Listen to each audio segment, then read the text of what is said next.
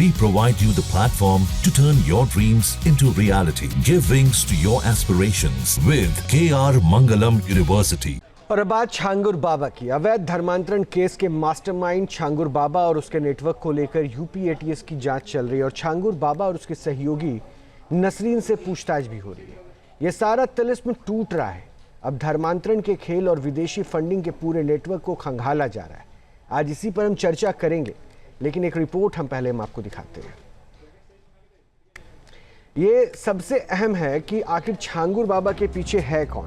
जरा इन कुछ प्रश्न हैं, उन प्रश्नों के उत्तर जानने बहुत जरूरी है कि आखिर छांगुर बाबा के पीछे कौन है और वो मौलाना सारे क्यों मौन है। पहला सवाल है, 15 साल से मजहब के नाम पर छांगुर बाबा फर्जीवाड़ा करता रहा और मौलाना खामोश क्यों रहे।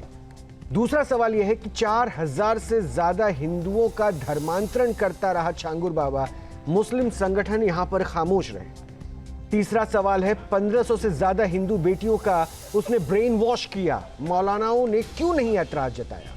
चौथा सवाल है, बलरामपुर की डेमोग्राफी बदलकर बाबरपुर बनाने की साजिश के कितने राजदार हैं।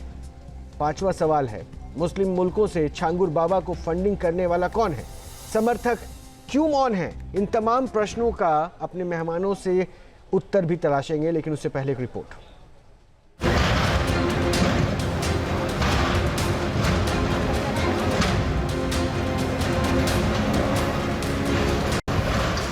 बुलडोजर वाले एक्शन ने छांगुर बाबा की हवेली की ईंट से ईंट बजा दी और आखिरकार वो अवैध ठिकाना मिट्टी में मिल ही गया। बलरामपुर के उतरौला में न्यूज नेशन के ग्राउंड रिपोर्ट में देखिए, यही था छांगुर बाबा का वो साम्राज्य जहां धर्म परिवर्तन के खेल खेले जाते थे, जहां से इस्लामिक सेंटर के जरिए डेमोग्राफी बदलने का प्लान था और हर साजिश पर चल गया पीला पंजा। छांगुर बाबा का आलीशान महल इतना बड़ा था कि बुलडोजर एक्शन में 3 दिन लग गए। 3 दिन में कभी 8 तो कभी 10 तो अब 6 बुलडोजर ने छांगुर बाबा के जुर्म के साम्राज्य को समतल कर दिया। छांगुर बाबा की सबसे बड़ी राजदार नसरीन उर्फ नीतू बार बार दुबई क्यों जाती थी। नसरीन के नाम से बलरामपुर के उतरौला में छांगुर बाबा ने किस लिए प्रॉपर्टी खरीदी थी और नसरीन यहां क्यों रहने लगी थी। इस साजिश की परतें अब खुलने लगी है। अब खुलासा हुआ है कि उसने 1500 से ज्यादा हिंदू बेटियों को ट्रैप में लिया था, अवैध रूप में धर्मांतरण कराया था और एटीएस उन लोगों का पता लगा रही है जिन्हें धर्म बदलने के लिए ब्रेन वॉश किया गया। महाराष्ट्र के कई परिवारों को छांगुर बाबा ने ट्रैप में लिया था। जमालुद्दीन उर्फ छांगुर बाबा बताया जा रहा है कि बलरामपुर और उसके आसपास की डेमोग्राफिक स्थिति को भी बदलना चाहता था, लिहाजा इस जगह को वो एक सेंटर के रूप में, साथ ही साथ एक मदरसे के रूप में विकसित करना चाहता था, जिससे कि लोगों को आसानी से इस्लाम के प्रति प्रलोभन दे करके उनका धर्मांतरण कर सके।